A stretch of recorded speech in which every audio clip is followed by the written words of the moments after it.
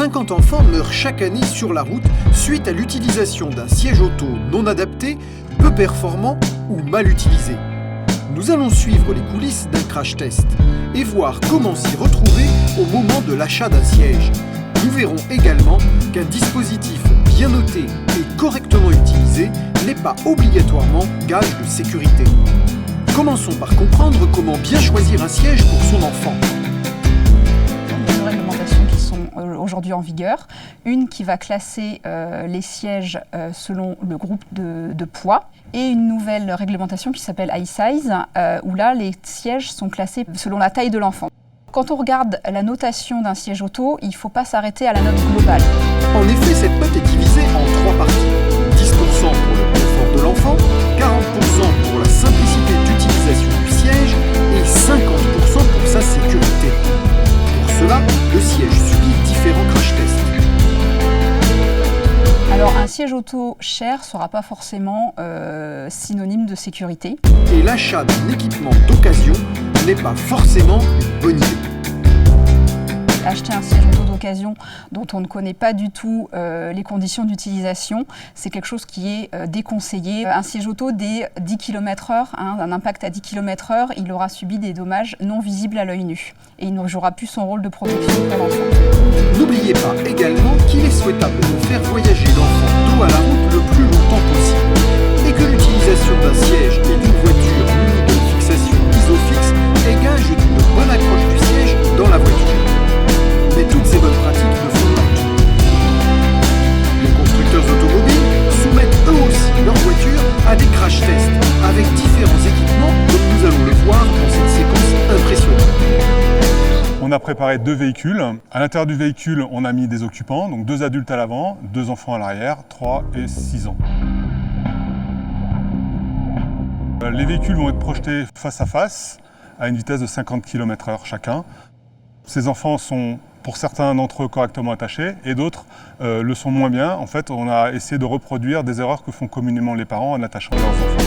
En effet, 70% des enfants sont pas mal attachés dans leur siège par les parents. Les cas où il est mal sanglé, c'est dans un premier temps, c'est quand le harnais n'est pas assez bien tendu. Donc normalement, on ne doit vraiment pas passer plus de l'épaisseur d'une main dans le harnais, sinon ça veut dire qu'il a trop d'espace et l'enfant va pouvoir sortir les bras.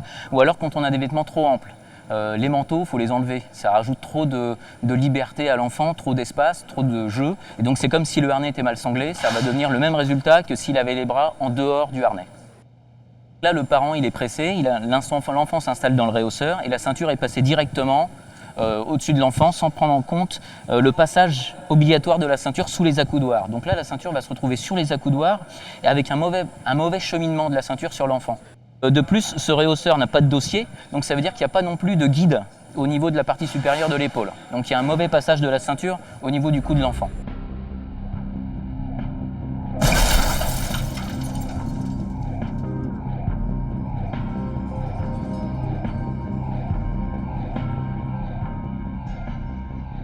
Dans ce cas de figure-là, la ceinture étant mal positionnée, on se rend bien compte que l'enfant échappe du siège, glisse, provoquant des lésions importantes.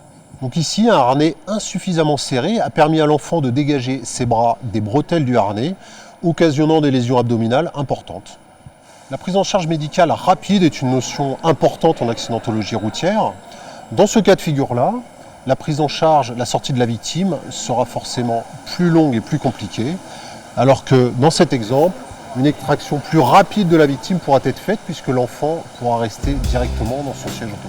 Mais attention, des dispositifs peuvent obtenir des notes en trompe-l'œil. C'est le cas des sièges boucliers. Dépourvus de harnais, ces sièges ne maintiennent l'enfant que par une barre fixée au niveau de son abdomen. Or, les crash tests ne mesuraient pas l'impact des chocs sur l'abdomen des enfants. Une nouvelle réglementation impose maintenant cette mesure. Mais les sièges à bouclier actuellement sur le marché n'ont pas tous été testés avec cette nouvelle norme. Vous êtes garant de la sécurité de vos enfants. Veillez donc à utiliser des dispositifs adaptés à son âge et à sa taille, à bien fixer le siège dans la voiture et à attacher correctement votre enfant.